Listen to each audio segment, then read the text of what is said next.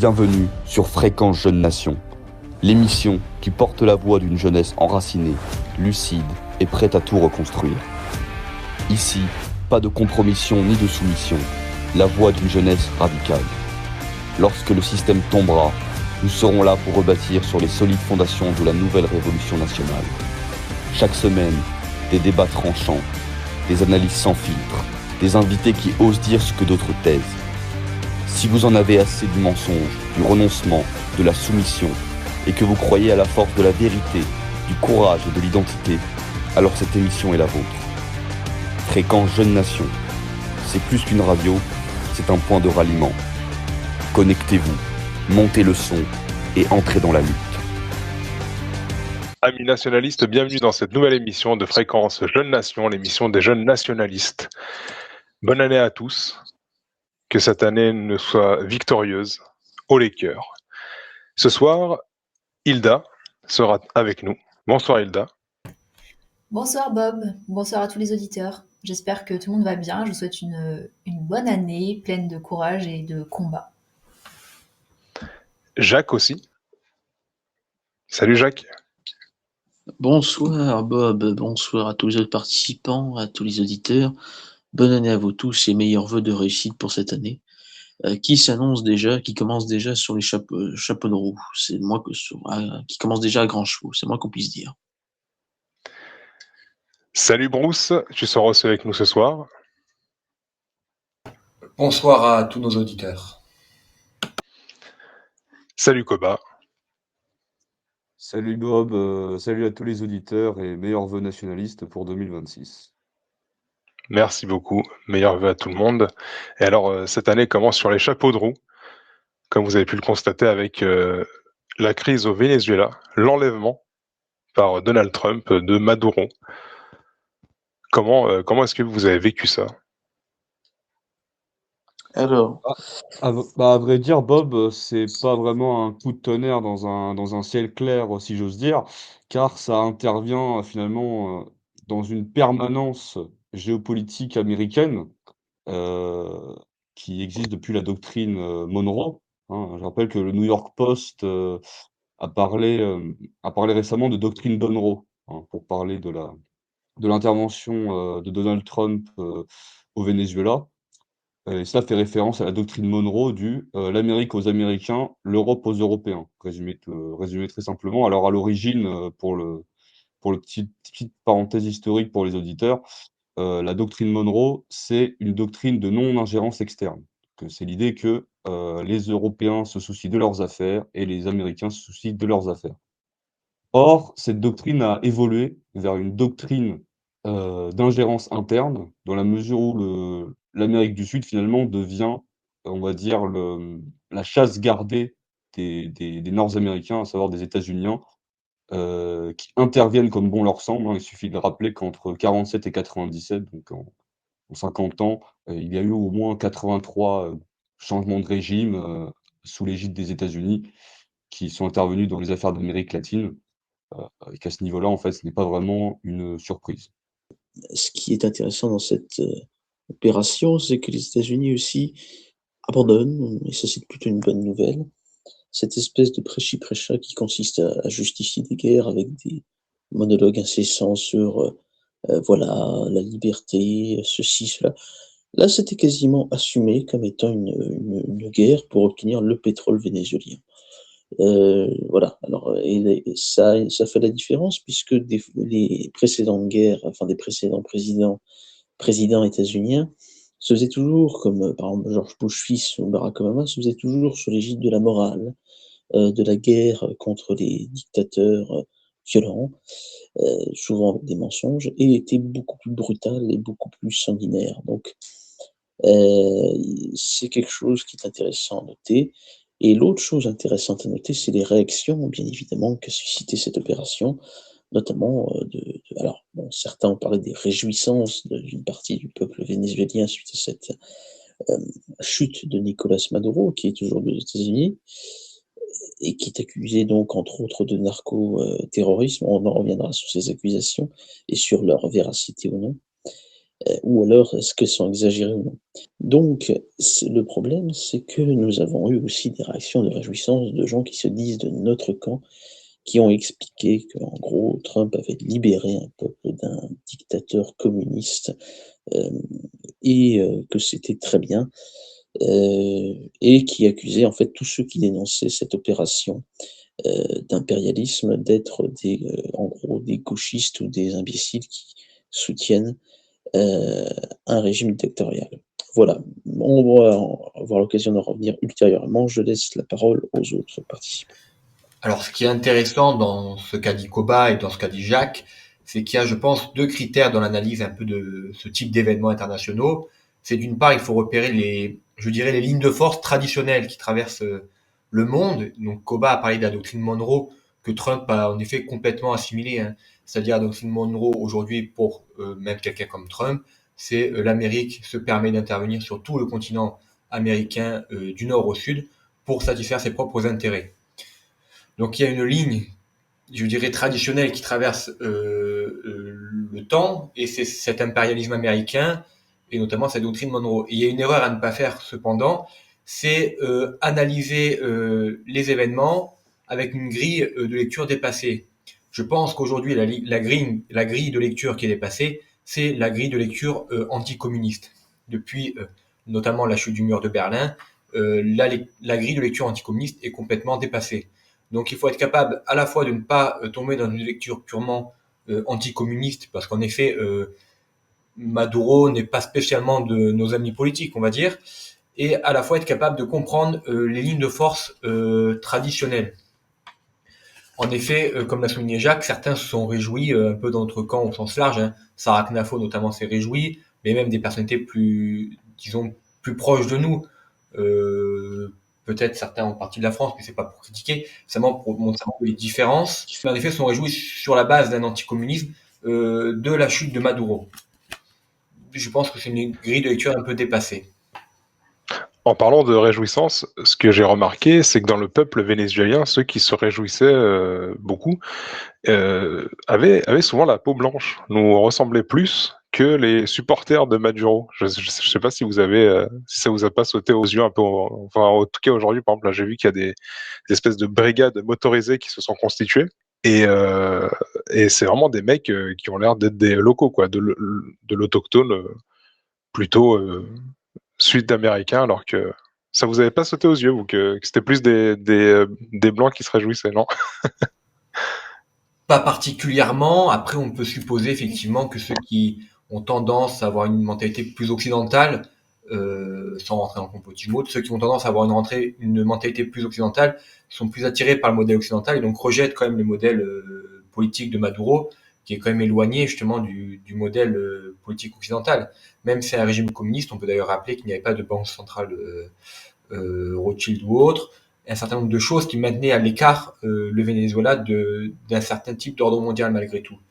Et effectivement, il y a quand même une tendance dans ces peuples en Amérique du Sud, c'est le cas au Venezuela, de vouloir aller vers, parce que à cause d'une gestion catastrophique, notamment de dirigeants socialistes, de vouloir aller vers des modes de gouvernance plus occidentales, plus libéraux. C'est aussi le cas, par exemple, en Argentine, où toute une partie de la population a effectivement voté pour Milei, dont certains aussi dans notre camp font l'apologie. Alors que quand même, Milei, c'est quand même une perte totale de souveraineté, notamment sur la question du dollar.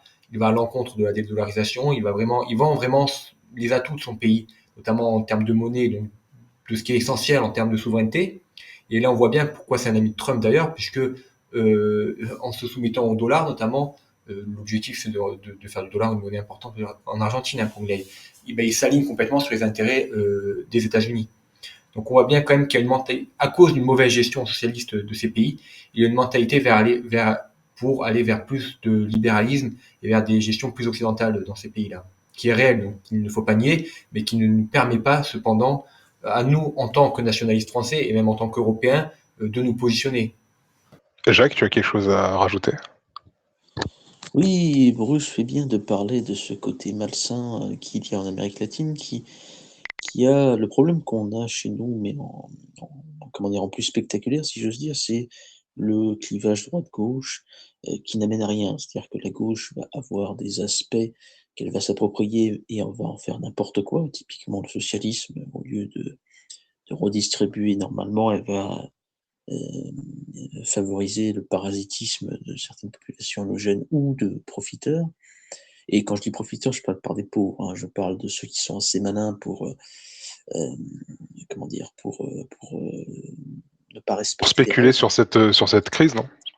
Voilà, c'est-à-dire qu'en fait, ça me fait penser à une scène du film antimaçonnique Forces occultes où il y a un parlementaire qui dit, «Vous, capitalistes, vous avez, amené le peuple amené la misère au peuple et vous, communistes, vous ne faites qu'exploiter cette misère provoquée par les capitalistes». C'est un effet ping-pong, chacun contribue à l'autre, mais aucun ne veut réellement régler la solution et c'est mentionné dans l'article de René Binet, c'est pour ça que les fascistes sont la plus grande peur des communistes, c'est qu'eux veulent régler la solution et pour dire oui, effectivement, Maduro, bon, n'est pas notre ami politique, mais comme dit Bruce, il y a une comment dire?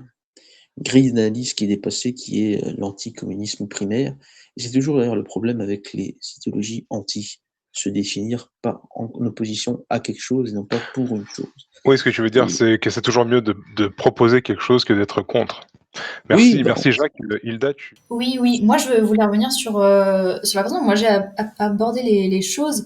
C'est drôle parce que cet événement m'a fait penser directement aux enlèvements des rois, par exemple Richard Cœur de Lion par Léopold d'Autriche ou Jean de Lebon par les Anglais. Et justement, sur l'exemple de l'enlèvement de Jean de Lebon par les Anglais, à l'époque, l'Angleterre avait demandé une rançon de 3 millions d'écus d'or, ce qui revenait à 12 tonnes d'or, ce qui était énorme. Bien évidemment, c'était une rançon colossale. Et ça avait été une très grande humiliation pour la France à l'époque. C'était le traité de Brétigny, un des traités les plus humiliants qu'on ait connus.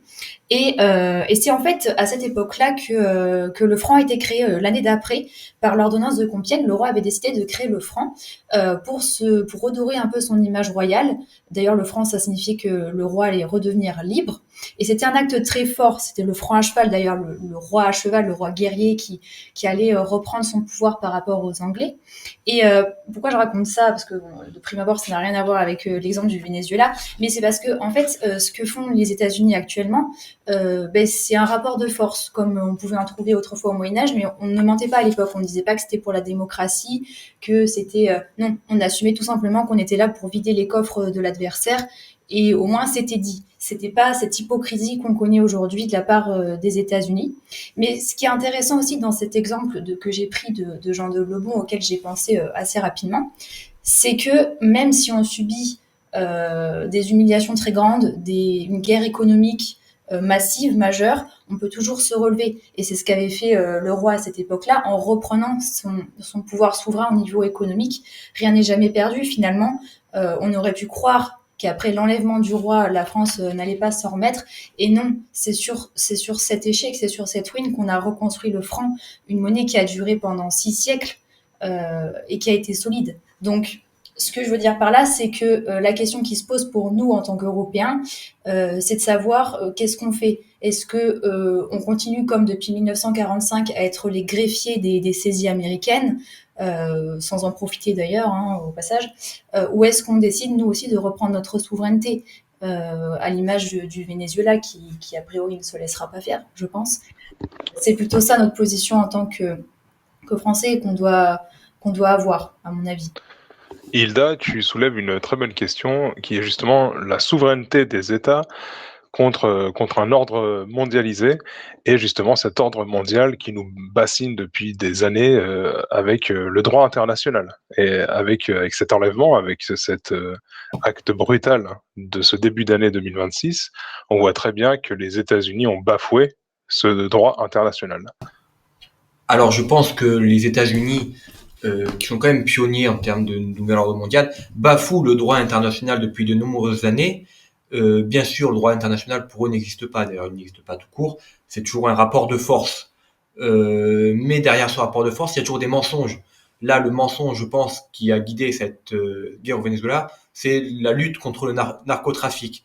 D'ailleurs, une députée ou sénatrice, enfin une personnalité importante du camp MAGA aux États-Unis, Marjorie Taylor Greene, a dit que si jamais vraiment il y avait une volonté de lutter contre le narcotrafic, et elle est vraiment impliquée dans la lutte contre le narcotrafic, puisque c'est une femme d'extrême droite aux États-Unis avec une certaine importance dans le mouvement MAGA. Elle a dit, les premiers qu'il aurait fallu attaquer, finalement, c'est le Mexique, puisque c'est eux qui importent directement la drogue. On voit mal le rapport avec le Venezuela. Et on sait bien que tout passe par beaucoup, en tout cas en termes de délinquance, de drogue ou autre, ça passe par le Mexique aux États-Unis. Et donc il y a quand même encore ce mensonge, mais ces mensonges, il faut regarder dans le temps long, justement, comme je disais en début d'intervention, pour comprendre. Et si on regarde les États-Unis depuis longtemps, ça fait longtemps qu'à chaque intervention militaire, il y a quand même un mensonge. On peut remonter assez loin, je pense par exemple à 1898 dans la guerre contre l'Espagne, où le motif un peu de mobilisation militaire, ça avait été l'explosion du cuirassé Le Maine. Justement, c'était à l'époque où Cuba justement était encore une colonie espagnole, et justement ils avaient dit que c'était une mine espagnole qui avait fait exploser le cuirassé. Aujourd'hui, plus personne ne soutient cela, ou en tout cas, il n'y a aucune preuve pour affirmer cela. Et donc, ça avait permis d'ailleurs aux États-Unis à l'époque de mettre déjà main basse sur une partie importante du continent sud-africain contre les intérêts justement européens, notamment espagnols à l'époque, puisque l'Espagne avait une importance dans ces pays-là, et notamment à Cuba qui était une colonie espagnole. Le deuxième grand mensonge, qui est la deuxième grande intervention militaire, si on remonte un peu près il y a un siècle, c'est 1914. C'était Wilson qui s'était d'ailleurs fait, un peu comme Trump, fait élire sur un programme non interventionniste, un programme très pacifiste. C'était le WWW, c'était Winston gagne sans guerre. En anglais, Wilson win without war, bon, peu importe. Mais donc, c'était un programme très pacifiste. Et donc, il était rentré en guerre, bon, cette fois-ci peut-être à l'avantage de la France et des Français, mais il était rentré en guerre sous le motif du torpillage par un sous-marin allemand du Lusitania. Or, aujourd'hui, tout le monde sait que, évidemment, ce bateau transportait des caisses d'obus des USA vers la Grande-Bretagne, et que donc c'était un torpillage de guerre finalement. Ce n'est pas un torpillage d'un bateau qui transportait des femmes et des enfants, comme l'a pourtant fait croire en 1900, au moment de l'entrée en guerre des États-Unis dans la Première Guerre mondiale, les États-Unis. Le troisième mensonge de guerre, si on remonte un peu dans le temps long, c'est l'histoire de Pearl Harbor. Avec aussi Roosevelt, qui d'ailleurs, un peu comme Trump aujourd'hui, s'était fait élire sur un programme pacifiste. Donc on voit bien que Trump lui-même, certains de nos amis croient qu'il a vraiment une volonté pacifiste. Non, il suit quand même un temps long dans l'histoire, il y a quand même une volonté impérialiste, et elle est présente encore chez Trump. Donc avec Pearl Harbor, c'était le blocus du pétrole au Japon qui lui avait pas laissé d'autre choix que d'attaquer, et puis avec tout ce qui entoure aussi l'attaque de Pearl Harbor, ça veut dire les Américains qui avaient percé les codes secrets et autres. Et donc finalement, on comprend que l'attaque de Pearl Harbor avait permis aux États-Unis de rentrer dans la Seconde Guerre mondiale. Autre mensonge un peu plus récent, c'était pour le Sud-Vietnam. Encore une fois, on peut être pour ou contre l'intervention du camp occidental dans la guerre au Sud-Vietnam, mais c'était l'épisode du Golfe du Tonka qui avait permis aux États-Unis de rentrer en guerre. Là encore, on sait que c'était une histoire factice, comme était factice dans la première guerre du Golfe ce témoignage d'une fausse infirmière avec cette histoire des couveuses du Koweït. Vous savez, c'était cette infirmière qui avait témoigné, qui avait permis justement aux États-Unis d'intervenir. Or, c'était simplement la fille de l'ambassadeur du Koweït à New York, je crois, de mémoire. Donc, il y avait aussi ce mensonge qui avait permis d'intervenir. Et un mensonge encore plus connu, mais plus récent, c'est dans la deuxième guerre du Golfe, avec l'histoire des armes de destruction massive qui n'ont jamais existé, avec Colin Powell qui brandit justement cette fiole qui ne contient on ne sait pas quoi, mais en tout cas pas une preuve d'armes de destruction massive en Irak. Donc il y a sur le temps long, on voit bien ce que les États-Unis n'ont que faire du droit international, que le droit international n'existe pas. On voit bien cette hypocrisie, ces mensonges. On voit bien que même lorsqu'on présente une phase pacifiste ou non interventionniste, les États-Unis ont une tendance impérialiste. On voit bien qu'il y a dans le temps long une constante pour les États-Unis, et que cette constante doit nous guider aujourd'hui dans notre réflexion politique, dans cette recherche justement de souveraineté. Il faut considérer quand même les États-Unis comme un ennemi, j'ai envie de dire presque héréditaire, puisqu'il y a aussi cette domination du judaïsme politique sur les États-Unis. Les États-Unis sont sous le magistère du judaïsme politique. D'ailleurs, on a bien vu que qui est-ce qui a félicité Trump de l'invasion du Venezuela, c'est notamment Netanyahou. Donc Israël est derrière cela. Il y a aussi d'ailleurs les dossiers Epstein qui peuvent concerner Trump. Il y a un tas de choses qui montrent que les États-Unis sont encore sous domination du judaïsme politique, et c'est pour ça que c'est très dommage alors qu'on a une longue histoire en Europe, que certains dans notre camp choisissent de prendre modèle sur Trump, alors que c'est quand même quelque chose d'assez, c'est quand même un personnage assez vulgaire, un personnage qui ne correspond pas du tout à notre mentalité européenne, à notre mentalité enracinée. Donc c'est assez dommage que dans notre camp, il y ait une admiration aussi grande pour Trump qui, encore une fois, dans cette affaire au Venezuela, comme dans beaucoup d'autres affaires, se comporte comme un gangster, d'autant plus que il a, en ce moment, Trump, des vues, notamment en Europe, on peut penser au Groenland, donc il a des vues contre l'Europe directement, et que finalement toutes ces interventions au Venezuela, peut-être demain au Panama ou je ne sais où, à terme, sont complètement contre nos intérêts. Donc il est difficile de comprendre comment des personnes se revendiquant du camp national n'arrivent pas à comprendre cette évidence, même si on le comprend, c'est parce qu'elle reste dans un schéma dépassé qui est celui de l'anticommunisme notamment, je pense. Sous Bill Clinton, déjà, les États-Unis avaient des vues sur l'Europe, notamment avec l'intervention en ex-Yougoslavie, où ils ont pu implanter une des plus grandes bases, voire la plus grande base en Europe, et aussi avec des histoires de mines de cuivre, etc. Donc c'est vrai que ça ne remonte pas C'est une... à hier, sous toute cette histoire. On peut dire que justement le droit international, ça n'a jamais vraiment été une norme, parce que même quand on se renseigne sur Internet ou dans les livres, c'est un peu une idée vague, c'est un peu comme un accord tacite entre tout le monde, mais qui reste un peu à celui qui veut bien le respecter. Est-ce que Koba, tu as quelque chose à dire sur ce droit international qui aujourd'hui n'est plus vraiment une norme, mais plus un instrument? Ouais, moi je pense que le droit international n'a véritablement jamais existé dans la mesure où, en fait, les États-Unis ont toujours défendu, comme l'a dit Bruce, un primat de la force sur le droit. Et à partir de cette intervention, je pense qu'il faut vraiment en tirer les bonnes leçons et qu'il faut, dans la mesure où le prochain dossier, en effet, c'est le Groenland, en fait, je pense qu'il faut abandonner cette méthode de, comment dire, de communication sur la question d'un droit international et tout simplement, tirer, on va dire, leçon, du trumpisme, au niveau du réarmement et de toutes ces modalités, ouais. Jacques, est-ce que tu penses que si justement la France était dans une situation de puissance, elle réagirait de cette manière violente avec des pays sur lesquels elle aurait comment dire, des vues énergétiques ou autres? Ah, bah, ça dépend de quel gouvernement dominerait la France. Maintenant, Bah, si on il y faisait a. un jeu de l'esprit et que c'est nous qui dominions, est-ce que justement nous agirons avec la force ou est-ce qu'on respecterait ce droit de Westphalie, un peu cette espèce d'international droit? Bah, si nous dominions, quand les gens dominent, mécaniquement, alors ça peut être malheureux d'ailleurs, ils ont tendance à utiliser leur domination pour conquérir. Bon, on pourrait prendre l'exemple de Napoléon, hein, mais après c'est un contexte différent puisque les nations étaient coalisées contre lui dans le contexte politique qu'on connaissait et ils ont juste été matés, enfin Napoléon les a matés de manière brillante.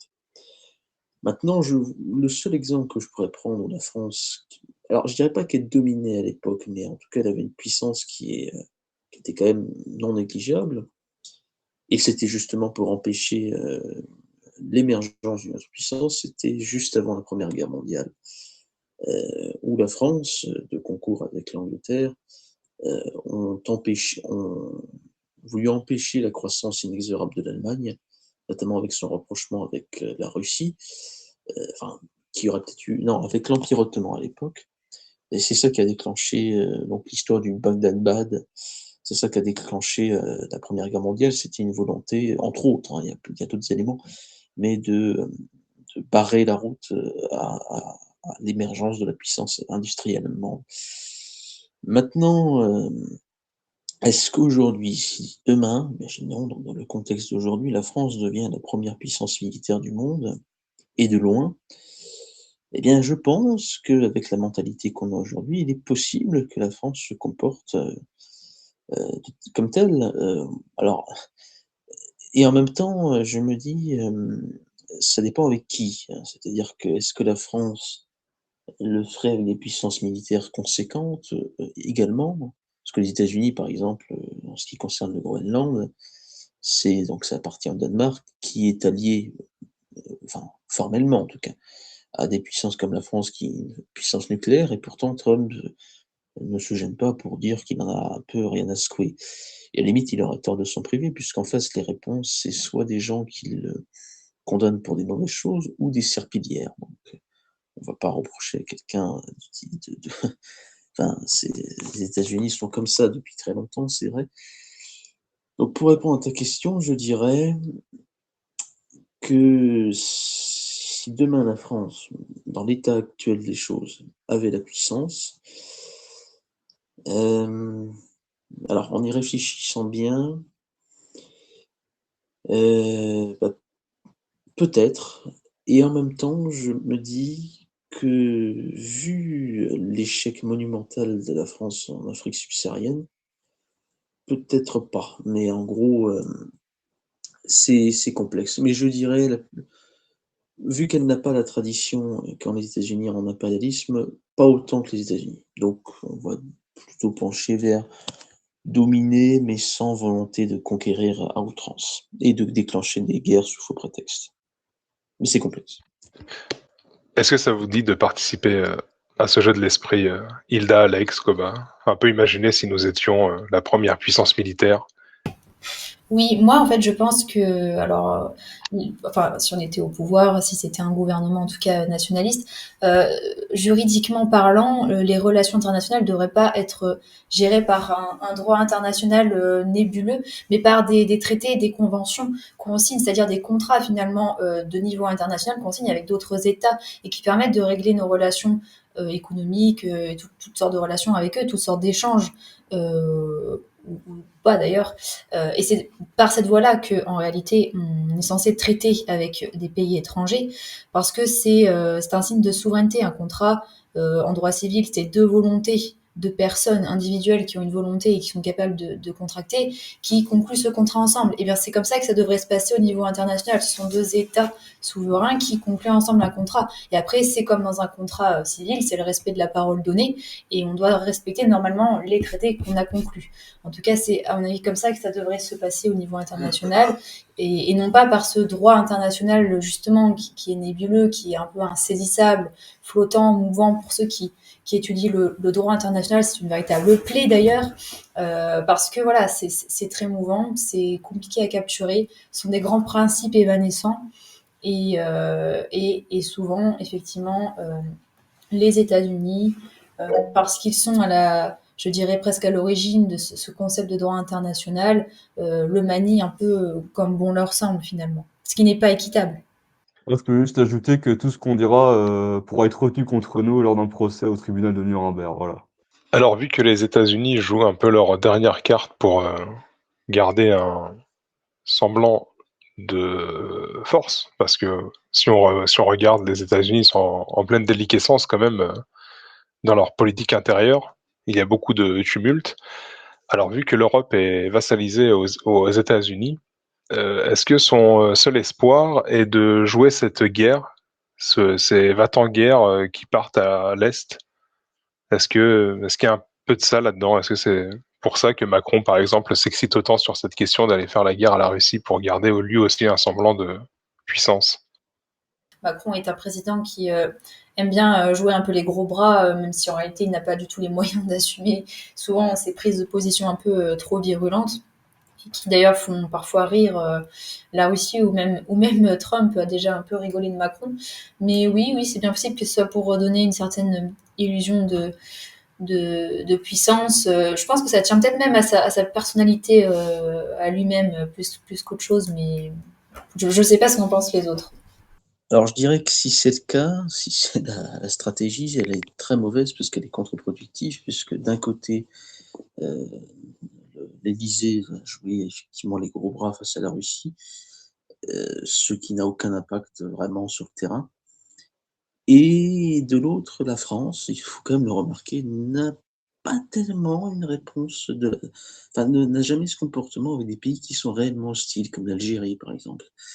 Donc bon, je veux dire, c'est pour ça d'ailleurs que peu de gens prennent au sérieux le cirque de Jupiter Ier. Il faut rappeler quand même que certains de ses partisans l'appelaient comme ça, c'est dire.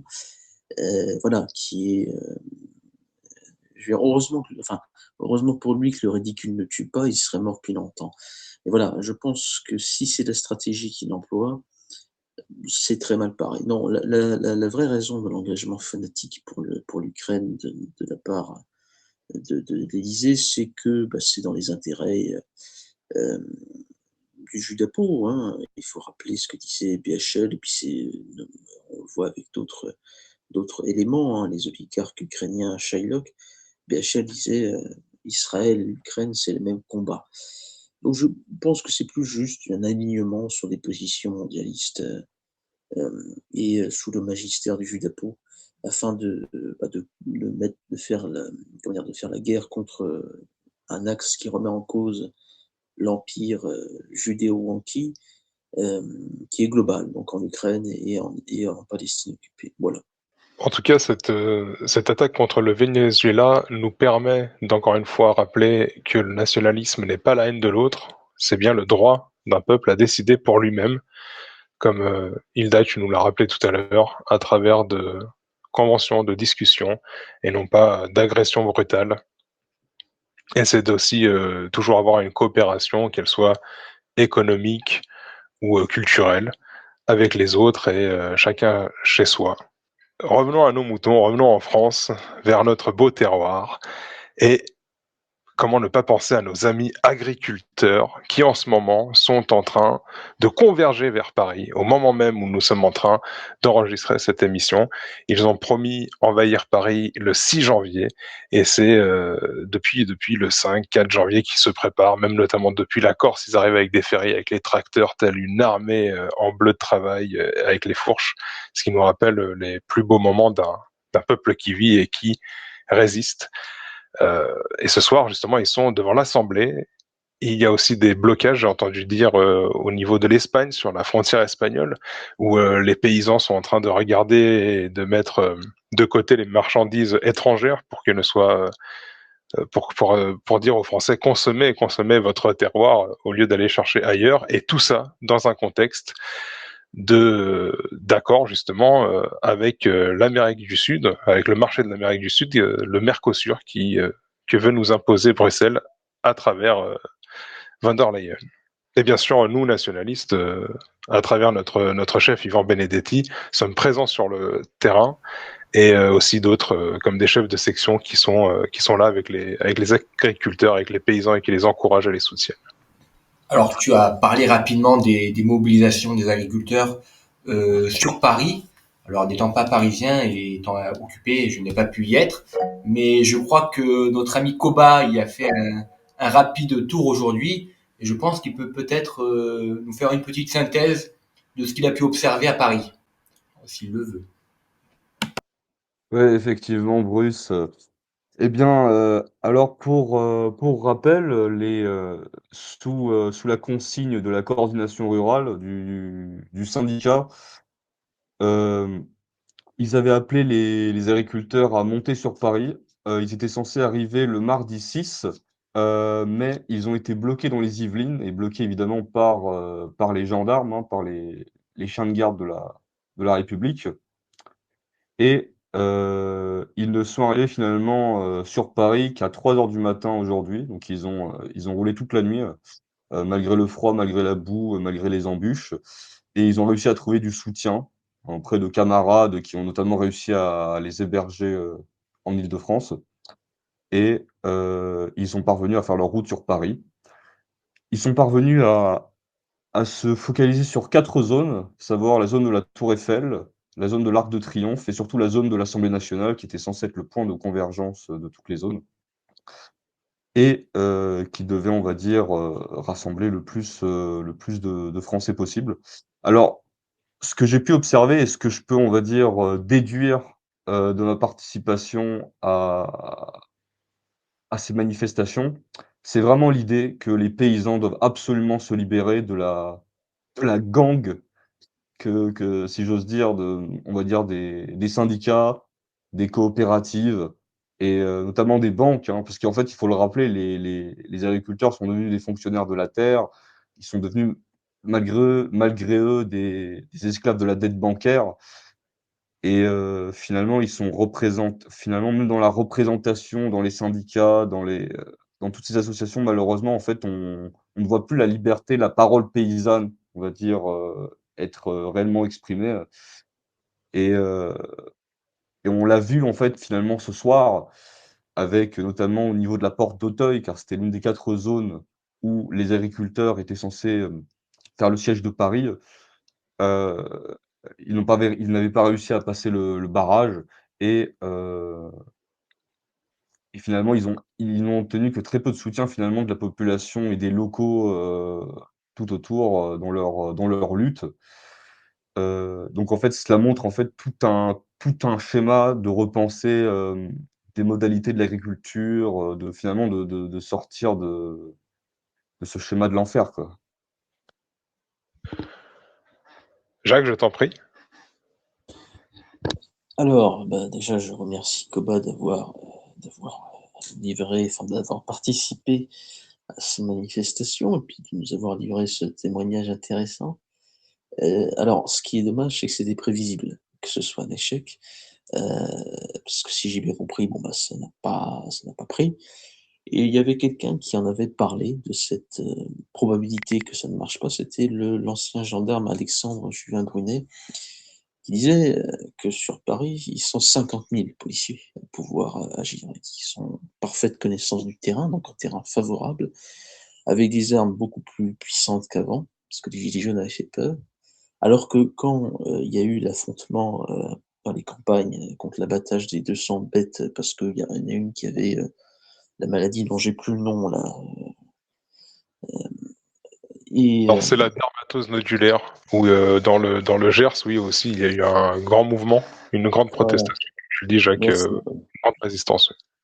Merci Bob. Et là, on avait en fait, le problème, c'est qu'ils sont allés donc ils sont partis, les paysans, d'un terrain qui leur était favorable, pour aller à un terrain qui leur est même hostile, parce qu'une bonne partie des d'ailleurs, comme elle a dit, des populations là-bas ne se sentent pas solidaires ou ne se solidarisent pas par l'action. C'est-à-dire qu'ils peuvent avoir une solidarité dans la pensée, mais ne vont pas descendre dans la rue pour défendre, le droit des paysans à ne pas crever, parce que, les traités internationaux acceptent toutes les, enfin les traités mondialistes, libre-échangistes acceptent toutes les marchandises du monde.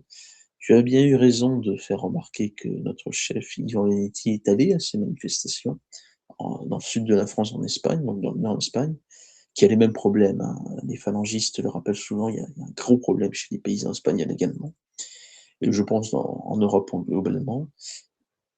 Roumanie, Allemagne, enfin bref. Alors, l'autre chose, c'est dont se parlait Koba, et après je laisse la parole à Hilda, c'est effectivement le problème des syndicats, FNSEA, et les autres là, dont, la Confédération paysanne et la Coordination rurale, enfin les Rouges et autres. C'est que, bah, ce sont des syndicats, hein, et fidèles eux-mêmes, en fait, ils défendent surtout leur boutique, et on le voit bien, je veux dire, c'était quand même assez prévisible que ce soit un échec. Ils l'ont quand même fait, mais ça leur fait une publicité assez importante, et une des raisons qui explique le fait qu'il y a un désintérêt de la part des Français sur le sujet paysan, c'est ce que Bruce Lelay nomme le corporatisme noir de la population paysanne, qui consiste à seulement se soucier de leur corporation et de n'en avoir strictement, pas pour tous, hein, bien sûr, rien à faire des autres. Voilà, c'est-à-dire que si les infirmiers se mobilisent, pas de soutien paysan. Si même des gens comme Koba, par exemple, vont dans une manifestation, Koba qui n'est pas paysan, qui vont dans une manifestation, en soutien aux paysans, vont en garde à vue suite à cela, eh bien, il n'y aura pas de caisse de soutien venant de la plupart des paysans. C'est triste à dire, et c'est ce corporatisme noir qui fait qu'il y a cette fracture, et ça enlève encore plus de la force de frappe des paysans. Bon, plus, certains aspects, de manque de formation politique, c'est-à-dire, en fait, vouloir juste quelques miettes en plus plutôt que de remettre en question ce système qui est intrinsèquement pourri. Et donc ça, c'est une notion Merci beaucoup, à mettre Jacques, en avant. pour ces précisions. Et notamment, on peut citer aussi Pierre-Guillaume Mercadal, qui, pour une fois, est une figure sincère qui représente un mouvement entier de cette paysannerie. Hilda, Je vais à toi. laisser Bruce qui voulait dire quelques mots, je prendrai la parole juste après lui. Ce qui est intéressant, effectivement, c'est dans plus la question des modalités d'action, effectivement, employées par les paysans. Alors certains, dans notre camp, ont un peu eu, je pense, un défaut en critiquant justement les blocages faits par les paysans sous prétexte que les blocages pouvaient dissuader la population d'être du côté des paysans, parce qu'effectivement, un blocage, ça peut rapidement poser quelques inconvénients, notamment d'un point de vue professionnel, du ralentissement pour se rendre sur son lieu de travail. Je pense que, et effectivement, j'ai rencontré des gens qui sont, on va dire, d'extrême droite radicale, et qui, pourtant, n'apportaient pas, quand je discutais avec eux, leur soutien aux agriculteurs, notamment parce qu'ils avaient eu affaire à des blocages. Je pense que c'est un mauvais raisonnement que celui-là. Il faut, par principe, apporter notre soutien aux agriculteurs, notamment parce que l'agriculture, c'est un pilier essentiel de notre souveraineté, et donc nous n'avons pas à réfléchir est-ce que les blocages ça va décourager la population d'être avec les agriculteurs ou pas.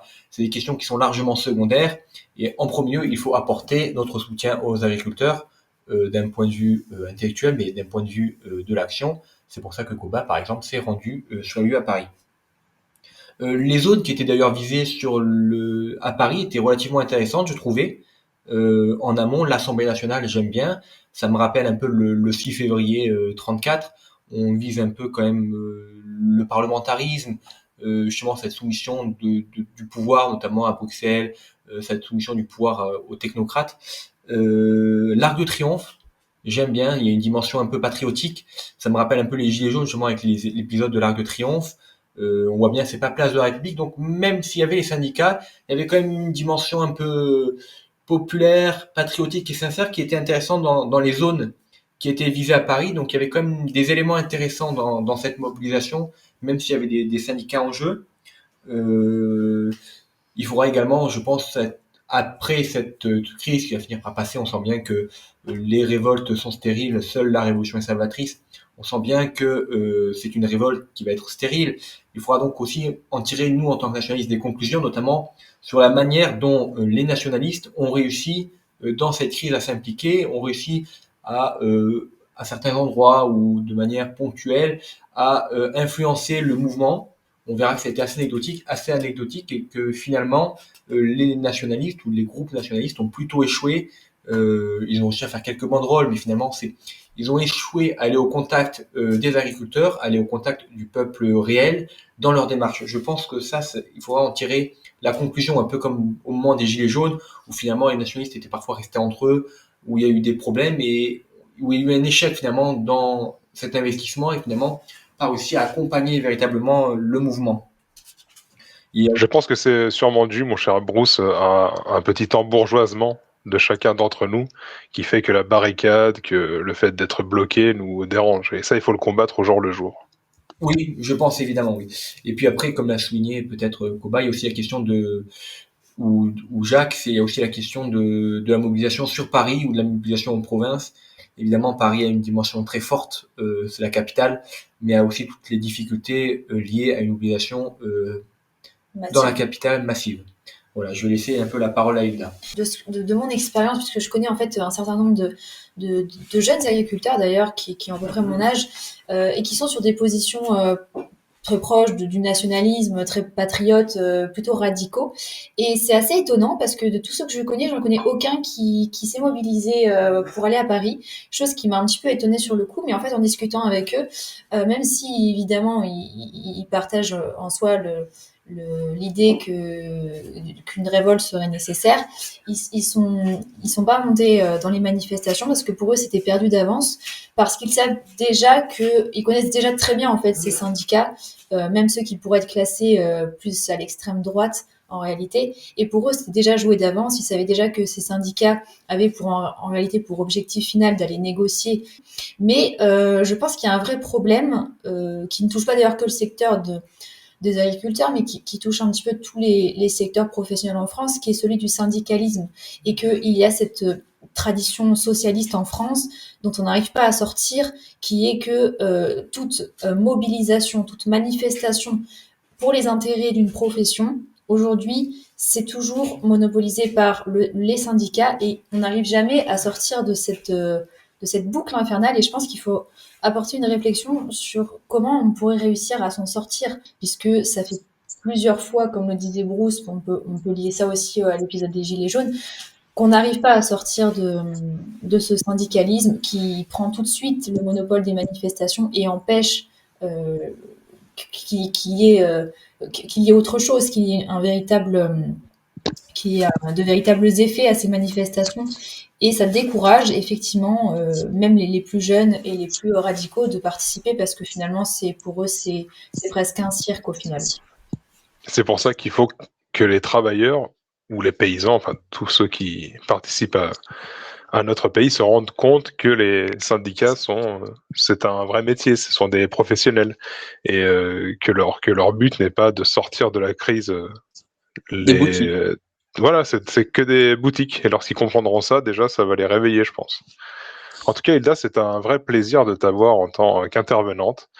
C'est très rafraîchissant. Je pense que ça ne sera pas ta dernière fois en tant qu'intervenante. Je C'est bien fais le étonnant. poste d'animateur avec plaisir. J'aime bien être de l'autre côté du micro. Sur la crise des agriculteurs aussi, nous avons vu qu'aujourd'hui, Emmanuel Macron a prévenu la hyène qu'il ne signera pas le Mercosur. Bah, tant mieux, pour une fois qu'il prend une décision. Alors après, c'est circonstanciel, on verra ce que ça donne sur le temps long. Et puis, mais c'est là où on voit que les mobilisations, en fait, leur problème, c'est qu'elles s'essoufflent rapidement.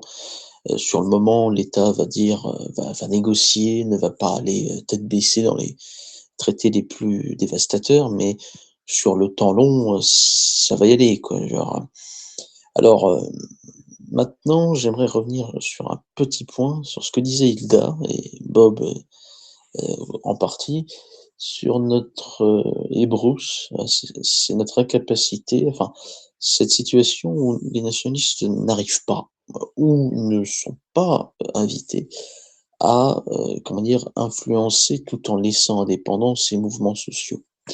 Alors, je pense qu'il y a plusieurs choses. Effectivement, syndicalisme, et là, pour le coup, on peut pas nous reprocher grand-chose, puisque les gens acceptent d'être syndiqués, d'accepter d'être dans des boutiques. Ils ont leurs responsabilités personnelles.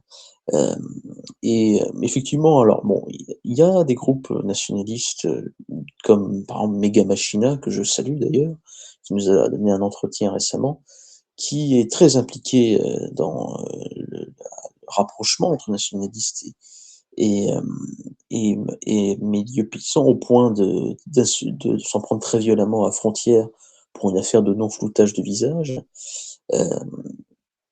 en disant qu'ils avaient voué un pauvre paysan à la haine puisqu'il avait dit des propos politiquement incorrects, il n'avait pas flouté son visage. Alors, l'autre chaîne auquel je pense, c'est notamment le Cercle du Fric, qui parle souvent de la question paysanne et du fait qu'effectivement, il y a une déconnexion du peuple, y compris des gens qui se disent de nos milieux, de notre pensée politique, avec le milieu du terroir, le milieu enfin, de la population, non, mais voilà, quoi, je veux dire, pas de pays sans paysans, comme on dit. Alors, je termine et après je te redonne la parole, Bob. Pour les blocages, je peux comprendre que ça la agace, certains disent en même temps, non seulement ça bloque les petites gens, mais ça l'emmerde très rarement, ça bloque très rarement les puissants. Petite suggestion, peut-être les blocages devant les préfectures ou comme ce qui s'est passé, ce qu'avaient fait des manifestants d'extrême gauche avec l'ancien ministre de l'Éducation, Pape Ndiaye, qui l'avait bloqué dans un train. C'est peut-être plus ça qu'il faut viser.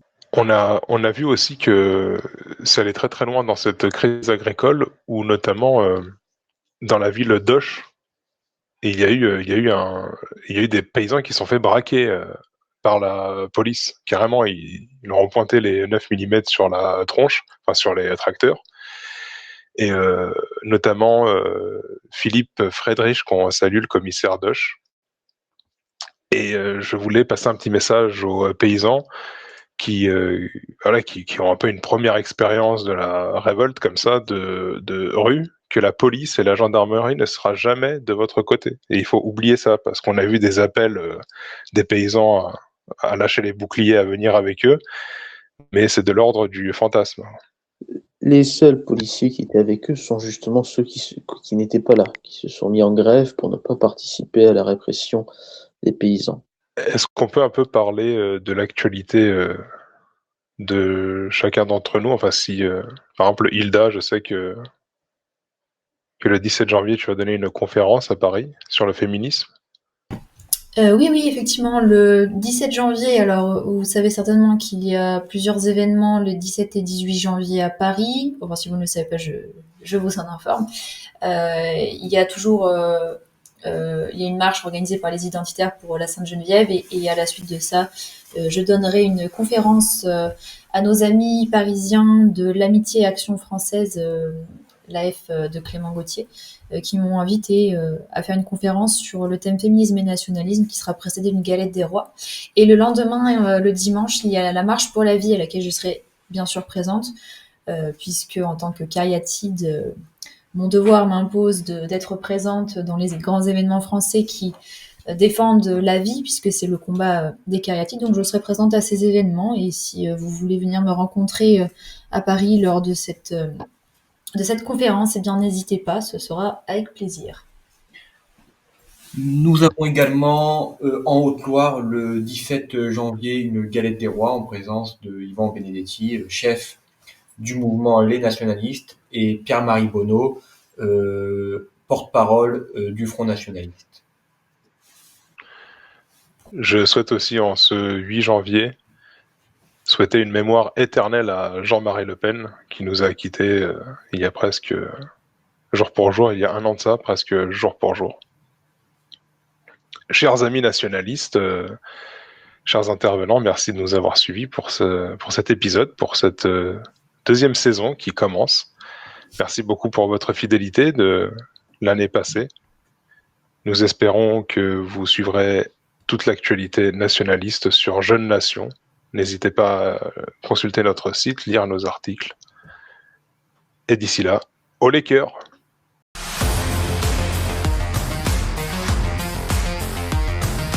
Vous étiez à l'écoute de Fréquence Jeunes Nations, la voix des jeunes militants enracinés.